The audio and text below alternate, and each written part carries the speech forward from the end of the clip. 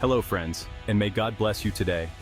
Join me as we delve into a powerful story from the Bible, a story of temptation, sin, and God's unwavering justice.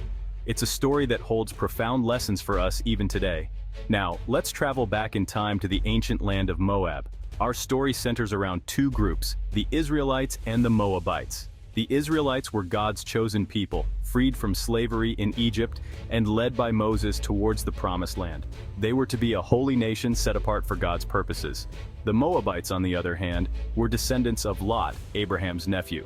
They occupied the land east of the Dead Sea and were known for their pagan practices and idolatry. From the beginning, God warned the Israelites about the dangers of interacting with pagan nations like the Moabites. He knew the seductive pull of their idolatrous practices could lead his people astray. Sadly, the Israelites would soon forget God's commands and fall prey to temptation in the very heart of Moab. After 40 long years of wandering in the wilderness, the Israelites, led by Moses, found themselves on the edge of the Promised Land.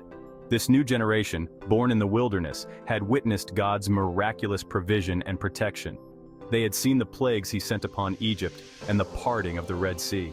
They had eaten manna from heaven and drunk water from a rock. The Israelites had every reason to trust God and obey his commands. They were on the cusp of inheriting a land flowing with milk and honey, a land promised to their ancestors, Abraham, Isaac, and Jacob. They were to be a beacon of light to the nations, demonstrating God's power and faithfulness to the world. Yet a sense of danger lingered in the air. The Moabites, with their seductive culture and alluring rituals, posed a significant threat to the Israelites' faithfulness. Moses, aware of the potential danger, warned the people, reminding them of God's commands and the importance of remaining holy. But would they heed his words? As the Israelites camped on the plains of Moab, across from Jericho, they were unaware of the looming threat that was about to unfold. The serene landscape, with its rolling plains and distant mountains, belied the tension that was brewing just beyond their sight. The enemy, the Moabites, saw an opportunity for a different kind of conquest. Instead of engaging in direct combat, they plotted a more insidious plan. The Moabite soldiers, with their keen eyes, observed the Israelite camp from a distance, their minds working on a strategy that would exploit the vulnerabilities of their unsuspecting foes. Balak, the king of Moab, was deeply troubled. He feared this vast multitude that had settled near his borders. The sight of the Israelite encampment filled him with dread, and he trembled at the thought of their armies conquering his land. His mind raced with thoughts of impending doom. The king's anxiety grew with each passing day. He could not shake the vision of his kingdom falling to the might of the Israelites. Desperation clawed at his heart, and he knew he had to act swiftly to protect his people and his throne. In his desperation, Balak turned to a powerful sorcerer named Balaam. He believed that Balaam's mystical powers could turn the tide in his favor. The king's request was simple, yet sinister. He wanted Balaam to curse the Israelites, to invoke the power of his gods against them. Balak's request was laden with dark intentions. He believed that a curse from Balaam would weaken the Israelites, making them vulnerable to defeat. The king's eyes gleamed with a mix of fear and hope as he laid out his plan to the sorcerer. Balaam, known for his ability to commune with the divine, began to prepare for the ritual. He gathered his mystical items and invoked the gods, seeking their favor in this dark endeavor. The air was thick with anticipation as the sorcerer delved into his arcane practices. The ritual was elaborate and filled with ancient rites. Balaam's deep concentration was evident as he called upon the gods, his voice echoing through the sacred space. The sorcerer believed that his incantations would bring about the downfall of the Israelites. Meanwhile, the Israelites remained blissfully unaware of the danger that loomed over them. Their camp was peaceful, with soldiers resting and families going about their daily routines. Little did they know that a sinister plot was unfolding just beyond their sight. The Moabite soldiers, emboldened by their king's plan, began to ready themselves for the impending attack. They believed that once Balaam's curse took effect, the Israelites would be easy prey. The enemy's eyes were fixed on the Israelite camp, waiting for the moment to strike. To ensure Balaam's cooperation, Balak offered him riches and honors. The king presented treasures and promises of power, hoping to entice the sorcerer to carry out his dark bidding. The allure of wealth and status was hard to resist.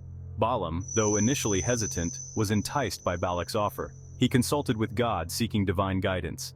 The sorcerer was torn between his desire for wealth and his duty to follow the divine will. In a moment of spiritual clarity, God forbade Balaam from cursing the Israelites. The divine message was clear: the Israelites were a blessed people, and no curse should be placed upon them. Balaam's heart was conflicted, but the divine command was undeniable.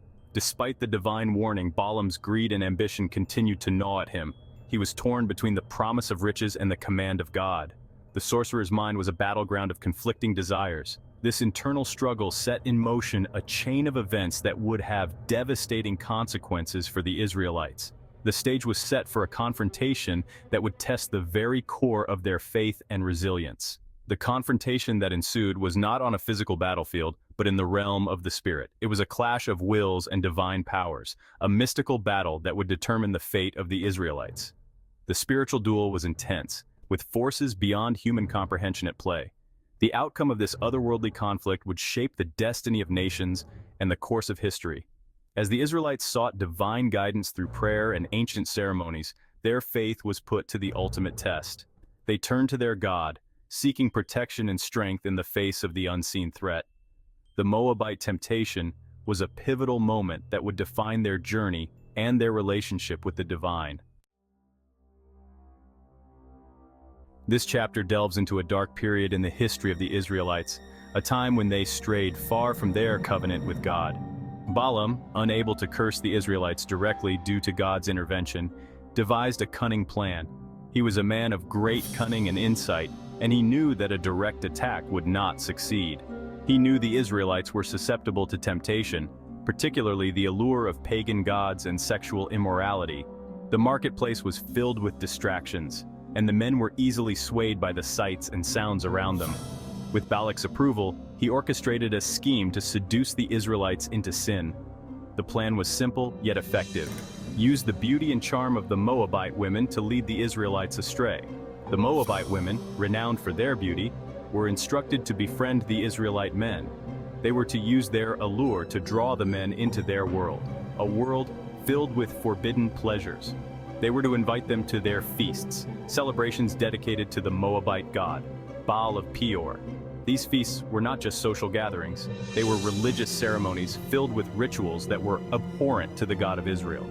This deity, associated with fertility and sensuality, was worshipped through immoral rituals and orgies. The worship of Baal was a stark contrast to the worship of the God of Israel, which demanded purity and holiness. The Israelites, enticed by the Moabite women and the allure of forbidden pleasures, readily abandoned their God and embraced this new intoxicating way of life. They were drawn into a web of sin that was difficult to escape. They bowed down and worshipped Baal, participating in the sensual rituals that accompanied his worship. This was a direct violation of the first commandment, which forbade the worship of any god other than the God of Israel. The Israelites, once a people set apart for God, had traded their inheritance for a bowl of stew. They had exchanged the eternal promises of God for temporary pleasures that would ultimately lead to their downfall. They had chosen fleeting pleasure over an eternal God, succumbing to the very sins that God had warned them against. Their actions were not just a momentary lapse in judgment, they were a deliberate choice to turn away from their faith. Their actions were a blatant act of rebellion, a betrayal of the covenant they had made with the God who had delivered them from slavery. This was not just a personal failing, it was a communal sin that affected the entire nation. The consequences of their actions would be severe, as they had broken the sacred bond that held them together as a people. The Israelites' actions did not go unnoticed. The Lord, witnessing their unfaithfulness and blatant disregard for his commands, was angered. His righteous anger burned against their idolatry and immorality. He could not allow such wickedness to go unpunished. A deadly plague erupted within the Israelite camp, a swift and devastating judgment upon their sin. People began to die in droves, struck down by the invisible hand of God. The cries of the afflicted filled the air as the stench of death permeated the camp. The Israelites, once filled with anticipation for the promised land, were now gripped by terror and despair. Moses, heartbroken by his people's sin and the devastating consequences, fell before the Lord, pleading for mercy. He reminded God of his promises, of his love for his chosen people. Yet the plague raged on, a stark reminder of the seriousness of their transgression. As the plague ravaged the Israelite camp, a man named Phinehas, grandson of Aaron the priest, was overcome with righteous anger. The camp was in utter disarray, with people succumbing to the plague left and right, and a palpable sense of fear and despair hung in the air. He saw the blatant disregard for God's holiness, the casual acceptance of idolatry and immorality within the camp. The Israelites had turned away from their covenant with God, indulging in practices that were abhorrent to him. Idols stood tall in the camp, and immoral acts were committed openly, without shame or remorse. He refused to stand idly by, as his people perished under God's judgment. Phinehas knew that inaction was not an option. The weight of responsibility pressed heavily upon him, and he felt a divine calling to act. He could not bear to see his people suffer and die because of their sins. Phinehas, filled with the Spirit of God and a burning zeal for his holiness, took decisive action. His heart burned with a fervent desire to restore the sanctity of the camp and to turn away God's wrath. He knew that drastic measures were necessary to stem the tide of destruction. He grabbed a spear and confronted an Israelite man who had brought a Midianite woman into his tent, flaunting his sin before everyone. This act of defiance was a direct challenge to God's commandments, and Phinehas could not let it go unpunished. He entered the tent with a resolute heart, ready to do what was necessary. With righteous indignation, Phinehas executed both the man and the woman, their blood an atonement for their sin and the sin of the nation. The act was swift and brutal, but it was a necessary sacrifice to cleanse the camp of its impurity. The bloodshed served as a stark reminder of the consequences of sin. Phinehas's act, though shocking in its immediacy and severity, served as a turning point. The Israelites, who had been complacent in their sin, were jolted into a realization of the gravity of their actions. The camp was filled with a mix of fear, awe, and a newfound respect for God's holiness. The plague, which had been relentlessly claiming lives, abruptly stopped. The immediate cessation of the plague was a clear sign of divine intervention. The people, who had been on the brink of despair, now felt a wave of relief wash over them. They understood that Phinehas's actions had saved them from further destruction. God saw Phinehas's heart, his unwavering commitment to holiness, and his refusal to tolerate sin. Phinehas's zeal was not just an act of violence, it was a profound expression of his devotion to God. His actions were a testament to his deep faith and his desire to uphold the sanctity of God's commandments. God's anger subsided, appeased by Phinehas's decisive action and his heart of zealous devotion. The camp, once plagued by chaos and death, now found peace. The people, having witnessed the power of righteous zeal, were reminded of the importance of faithfulness and obedience to God. Phinehas's legacy was one of courage, faith, and an unwavering commitment to holiness. If you enjoyed this video, give us a thumbs up and share. And if you haven't already, come on over and join our family by subscribing to our channel. May God bless you and all your endeavors. Thank you for watching.